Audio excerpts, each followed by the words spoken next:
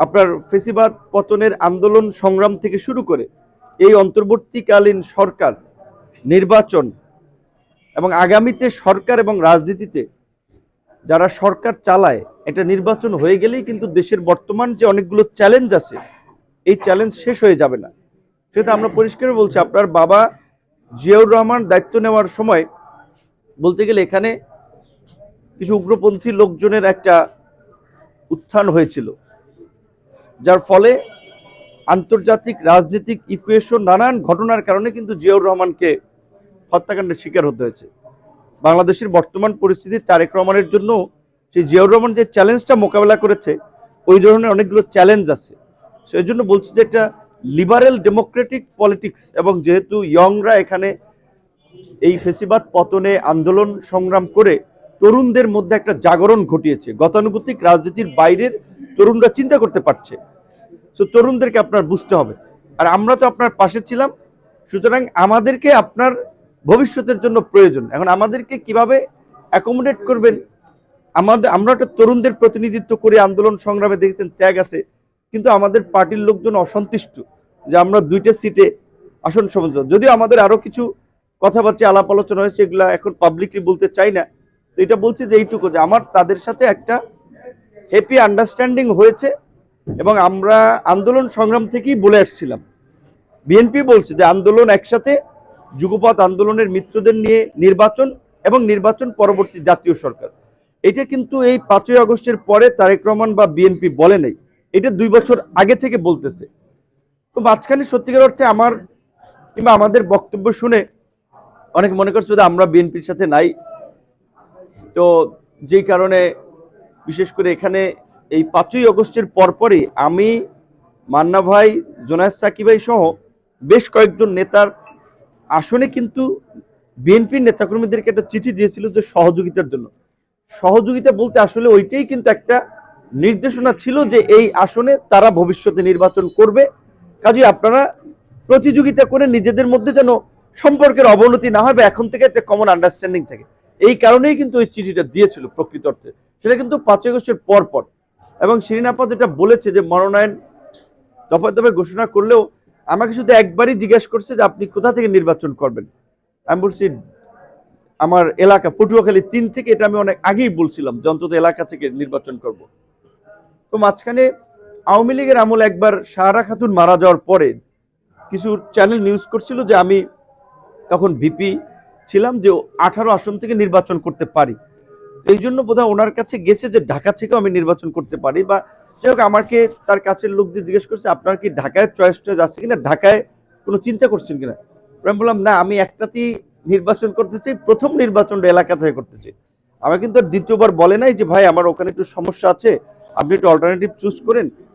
তো আমাকে কখনো বলেও নাই, যে কারণে কিন্তু আমি ওইভাবে পূর্ণাঙ্গ এখানে প্রস্তুতি নেওয়া বা আমার কার্যক্রম করা সেটা আমি করে গিয়েছি। এবং আমি চেষ্টা করেছিলাম যে বিএনপির জেলা উপজেলার থেকে সর্বস্তরের নেতৃবৃন্দের সাথে একটা সম্পর্ক উন্নয়ন করা, কারণ ঢাকা আন্দোলন সংগ্রাম থেকে অদ্যবধি আমার চলাফেরার সার্কেলটা, সহযোগিতাকারী সার্কেলটা বড় একটা অংশই বিএনপির নেতৃবৃন্দ। আন্দোলন থেকে শুরু করে আমাকে বলা চলে আর্থিকভাবে, বুদ্ধিভিত্তিকভাবে, বিভিন্নভাবে।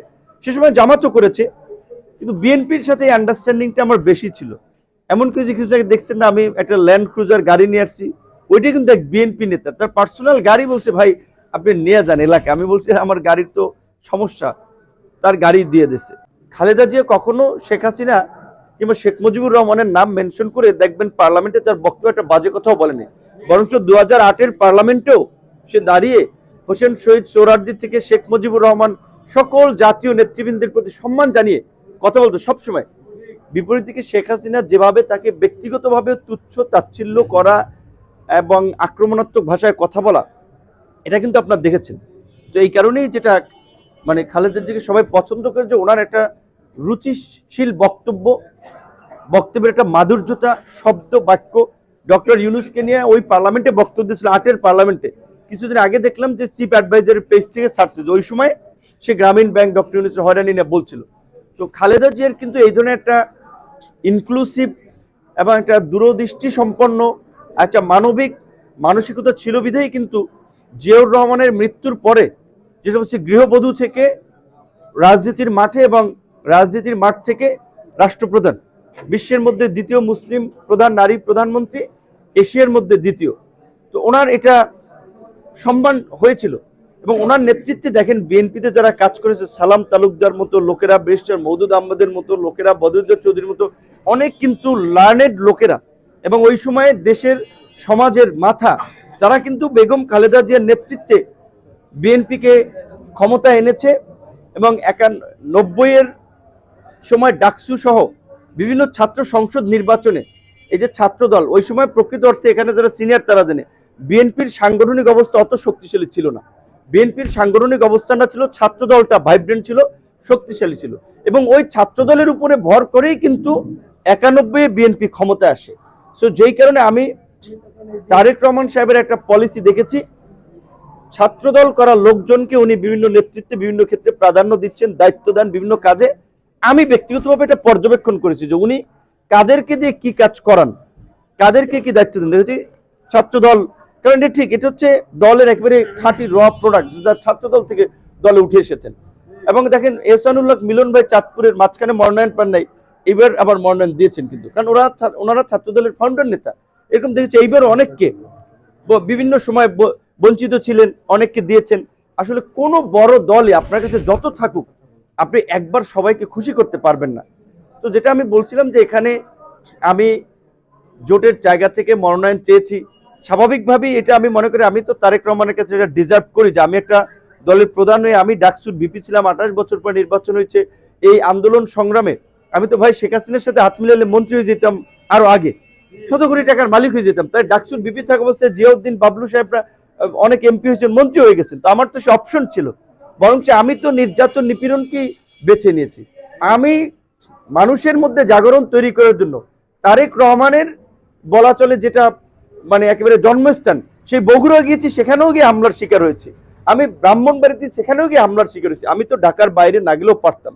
আমি গিয়েছিলাম কেন, যে আমি এটা বুঝতে পেরেছিলাম যে তরুণরা, যুবকরা যদি আসলে প্রতিবাদী না হয়, তাদের যদি জাগরণ না ঘটানো যায়, তাহলে এই পরিস্থিতির উত্তরণ ঘটানো যাবে না। সেটা করতে গিয়ে কিন্তু আমি শারীরিকভাবে আহত হয়েছি। এবং এই শিরিন আপার সাথে বলছিলাম যে এই জুলাইয়ের মধ্যে রাজনৈতিক, যেটা বলছিলাম আগে, সিনিয়র নেতাদের গ্রেপ্তার করলো, পুলিশ বলেন সবাই একটু সম্মান করতো, জেলখানায় তাদের একটা আপনার চেয়ারে বসতে, অনেককে বই কলম দিত লেখালেখির জন্য, পত্রিকা দিত। এইবার নিপুণ রায় আমাদের পাশের রুমে ছিলেন, মহিলা নেত্রী, উনি জরায়ু অপারেশন করেছিলেন। উনি বলছিল ভাই আমি এই বসতে পারি না, ওনাকে একটা চেয়ার দেন, চেয়ারটা দেয়নি, আমরা দিদি 3 ঘন্টা চেয়ারটা দেয়নি। উনি রিজভি ভাইয়ের কাছে বলছে চাচা আমার একটা চেয়ার না দিলে তো আমি, রিজভি ভাই আসলে আমি দেখতেছি যে অসহায়ের মতো রিজভি ভাই কিছু করতে পারতেছে না, কারণ রিজভি ভাইয়ের কথা তো ওখানে কেউ শুনবে না। খসরু ভাইয়ের মতো মানুষ, আমরা ওই একই রুমে ছিলাম, নজরুল ইসলাম খানের মতো মানুষ, তার ওয়াইফ অসুস্থ, আমি জানি কয়েকবার তাদের মতো মানুষ ধরে নিয়ে আসা হয়েছে। আমিনুল ইসলাম জাতীয় দলের ফুটবলার, সে দলের বাইরেও তার একটা ন্যাশনাল আইডেন্টিটি আছে, তাকেও কিন্তু জুলাইয়া পিটাইছে। টুকু ভাইকে জুলাই পিটাই, নীরব ভাইকে, ইনক্লুডিং আমাকে, জামাতের সেক্রেটারিকে আমি দেখেছি, সে হয়তো সিনিয়ররা সবকিছু বলে না, কিন্তু আমরা দেখছি যে যাচ্ছে এবং রিমান্ড থেকে আসতেছে, তার চেহারাটা দেখা যায় ফোলা, ঘাড়ের এদিকে ফোলা, এগুলো দেখে বোঝা যাচ্ছে যে টর্চার করতেছে। একজনে পরিষ্কারই বলছে যে ভাই আমাদের নির্দেশনা আছে আপনাদের এদেরকে, জাতীয় নেতা সিনিয়র নেতা যারা, এর মায়ের ভিডিও সরাসরি শেখ হাসিনার কাছে পাঠানো, স্বরাষ্ট্রমন্ত্রীর কাছে পাঠানো। তো একজন অফিসার পাইছিলাম ভালো, তিনি মিরপুরের আপনার উপ পুলিশ কমিশনার ছিলেন, আমার আর বিএনপির আন্তর্জাতিক সম্পাদক ব্যারিস্টার নাসিরউদ্দিন অসীম ভাই, একই হ্যান্ডকাপে 2 জনকে পড়াইছে। তো তার রুমে যে প্রথমে একটু ঝাড়ি মারলো, কি খবর আপনারা এই মেট্রো রেলে আগুন দিচ্ছেন, বনানী এই ভবন অগ্নিসংযোগ করছেন, এই সমস্ত কথাবার্তা বইলা, ভাই এগুলো তো জানি কি হয়েছে না হয়েছে, আমার আপনাদের কাছে খুব বেশি জিজ্ঞাসার কিছু নাই, কিন্তু আমাদের নির্দেশনা আছে আপনাদেরকে পিটাইয়া লুলা করে দেওয়ার, আপনারা যাওয়ার সময় একটু খোরাই হাইটা যান, যাতে মনে হয় যে আপনাদেরকে মারা হয়েছে। মানে একজন অফিসার পাইছিলাম শুধু ভালো, এটা বললাম, যেটা ওনার নামটা ভুলে গেছে আসলে। তো এই একটা অফিসার, আর বাকি অফিসাররা যে রাফ ব্যবহার, বললাম যে একটা জাতীয় দলের ফুটবলার, দলমত নির্বিশেষে সে তো সবার কাছে হিরো, সাবজয়ী, সে ফুটবলার ছিল, তাকে পর্যন্ত ঝুলাই পিটাইছে। তো এইরকম একটা নিষ্ঠুরতা, নির্মমতার মধ্যে দিয়ে আমরা আজকের এই পরিবর্তনটা পেয়েছি। সুতরাং এই পরিবর্তনটাকে ধরে রেখে আগামীতে রাজনীতি করার কারণে যেন, যে শ্রীনাপা বলছে তার মতো বাচ্চারাও হয়রানির শিকার হয়, আমার ছোট বাচ্চা পাখির বাসায় যেমন জ্বর হলে যেমন হয়, তাদের সামনে থেকে যখন দুইবার আমাকে তুলে নিয়ে যে আমার দুটো দরজা ওই বাসায় আমি এখন আছি ভাঙা, যেহেতু ওরা প্রথমবার গিয়ে অভ্যস্ত, সেকেন্ড টাইম আর দেরি করে ডাইরেক্ট ধাম করে মানে বেডরুম পর্যন্ত ঢুকে গেছে। তো আমি আমার ছোট বাচ্চা আমি বললাম যে আমার গেঞ্জিটা, এটা গায়ে একটা গেঞ্জি ছিল, ওটা ভিজা এক অংশ, মানে বাচ্চা প্রস্রাব করে দিয়েছিল। আমি বললাম এটা চেঞ্জ করে দেই। আমার জুতাটা খুঁজে পাই, জুতাটা কিন্তু আমাকে পায়ে দিতে দেয়নি জুলাইয়ের মধ্যে, আপনাদের আমি খালি পায়ে কিন্তু। তারপরে আমার কোনো কাপড় চুপুর আমাকে ঢুকে দেন, আমি গায়ে দিয়েছি পার্থ ভাইয়ের টি শার্ট। তারপরে বিএনপির অর্থ বিষয়ক সম্পাদক রশিদুজ্জামান মিল্লাত ভাইয়ের আপনার ট্রাউজার, কারণ আমার প্রতি এত ক্ষোভ, আমার কাপড় চুপুরটা পর্যন্ত ওইখানে অ্যালাউ করেনি। তো যাই হোক, এরকম একটা পরিস্থিতি আমরা অতিক্রম করেছি। এখন আমরা যেটা চাই আসলে প্রতিশোধ এবং প্রতিহিংসা যদি চলতেই থাকে, যেটা মায়ের বদলে মায়ের, রক্তের বদলে রক্ত, খুনের বদলে খুন, লাশের বদলে লাশ, তাহলে শেষ কোথায়? তো আমরা চাই যে আমরা যে নতুন বাংলাদেশের কথা বলছি, তারেক রহমানের আজকে গণমাধ্যম সম্পাদক সিনিয়র সাংবাদিকদের সাথে মতবিনিময়, সেখানে ডায়াসে লেখা বা পোডিয়ামে দেখবেন যে লেখা সবার আগে বাংলাদেশ। তো আমরা এই স্লোগানটা দিয়েছিলাম যে সবার আগে বাংলাদেশ, সবাই মিলে গর্ব দেশ। তো আমরা সবাই মিলে একটা নতুন সহনশীল রাজনীতি, একটা সম্প্রীতির রাজনীতি আমরা এখানে প্রতিষ্ঠিত করতে চাই, যেন রাজনীতি করার কারণ একটা মানুষের এইভাবে অপমানিত, লাঞ্ছিত, হয়রানির শিকার হতে না হয়। তো এখানে বিএনপির স্বাভাবিকভাবেই দীর্ঘদিন ধরেই এখানে মামুন ভাই বিএনপির নেতাকর্মীদেরকে আগলে রেখেছেন। শাহজাহান খান এই জনপদে বিএনপিকে প্রতিষ্ঠা করার ক্ষেত্রে অন্যতম ভূমিকা রেখেছেন। তার মরার পরে শিবলু ভাই এখনো লেগে আছেন। মোস্তফা মেয়া ওনার, আপনারা দেখেছেন পয়সা পাতি যখন ছিল কোটি কোটি টাকা খরচ করেছেন। সোবান ভাইরা চাকরি হারাইছেন, এখানে সোবান ভাইরা, সোরাব ভাইরা, নেসার ভাইরা সবাই তো বিএনপির নেতা, কমিশনার, পৌরসভার দায়িত্বশীল নেতৃবৃন্দ। তো আমি তাদের কাছে এটাই বলতে চাই যে আমি চেয়েছিলাম যে এটাই সবাইকে নিয়েই আমি কাজ করব, সবার সহযোগিতা নিয়ে আমি চলবো। বিএনপি একটা বড় রাজনৈতিক দল, সুসংগঠিত একটা দল, কাজে তারা যদি আমার পাশে থাকে, আমি এখান থেকে এমপি হলে ভাই আমার আসলে এখনো এত প্রোগ্রাম ঢাকায় থাকে, সভা সেমিনার এই সেইতে লোকালি আমার ইউনিয়ন পরিষদের ঝামেলা, ছোটখাটো ঝামেলা নিয়ে পড়ে থাকার আমার সময় নেই। চাউল ডাল গম ভাগ করার ওগুলো আমার চিন্তাতেও নাই। ওর চেয়ে বড় বড় কাজ, সেদিন আমরা চেয়ারম্যান সাহেবের সাথে মিটিং করব, আমরা ওয়েটিং রুমে বসছিলাম, সেখানে সালাউদ্দিন আসলো, খসরু ভাই আসলো, তারপরে আরো গুরুত্বপূর্ণ কয়েকজন লোক আসলো। তো ওইখানে আলোচনা হয়েছে যে আমরা বাংলাদেশের সামনের ইকোনমিকে আগায় নিতে আমাদের ট্যুরিজমকে গুরুত্ব দিতে হবে। আমাদের দেশের মানুষ এখন বেড়াতে যায়, পয়সা খরচ করে। তো আমি বললাম যে ট্যুরিজমের জন্য আদর্শিক স্পট হতে পারে সাউথ পার্ট, এই যে আমাদের সোনার চর কুকরি মুকরি, এগুলোকে যদি সরকারি পৃষ্ঠপোষকতায় রিসোর্ট আকারে ডেভেলপ করে এবং সরকারি ব্যবস্থাপনায় কিছু প্রমোটরি সদরঘাট থেকে দেশি বিদেশি ট্যুরিস্টদেরকে এখানে নিয়ে যাবে, দিনের দিন ঘুরে চলে যাবে। তো মনি ভাই ছিল বরগুনার আপনার এমপি ভাইস চেয়ারম্যান বিএনপির, আমি বললাম মনি ভাই এটা মাথায় রাখেন।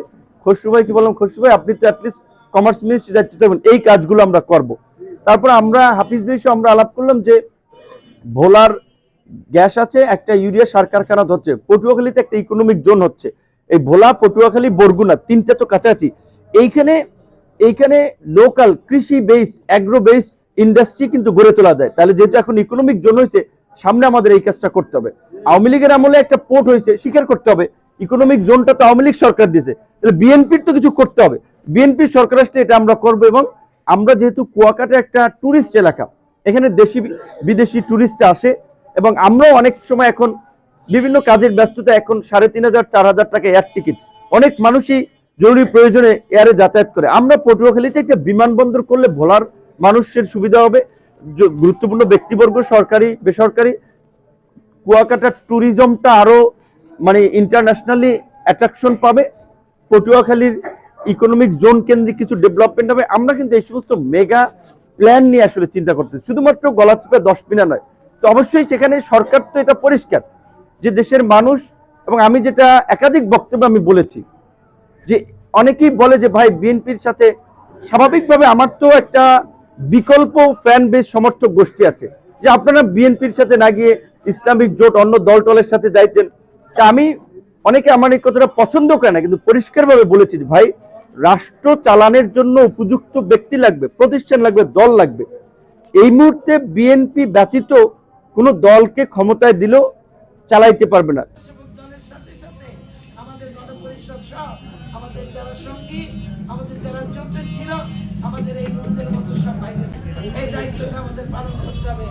আমাদের ভাই হিসাবে, আমাদের আন্দোলনের সঙ্গী হিসাবে, আমাদের আগামী দিনের দেশ গড়ার হচ্ছে দলের একবারে রং প্রোডাক্ট, তার ছাত্রদল থেকে দলে উঠে এসেছে এবং দেখেন এরশাদুল্লাহ মিলন ভাই মাঝখানে মনোনয়ন নেই, এবার আবার মনোনয়ন দিয়েছে, কারণ ওনারা ছাত্রদলের তারেক রহমান সাহেবের একটা পলিসি দেখেছি, ছাত্রদল করা লোকজনকে উনি বিভিন্ন নেতৃত্বে বিভিন্ন ক্ষেত্রে প্রাধান্য দিচ্ছেন। সাংগঠনিক অবস্থা অত শক্তিশালী ছিল, বিএনপির সাংগঠনিক অবস্থাটা ছিল, ছাত্রদলটা ভাইব্রেন্ট ছিল, শক্তিশালী ছিল এবং ওই ছাত্রদলের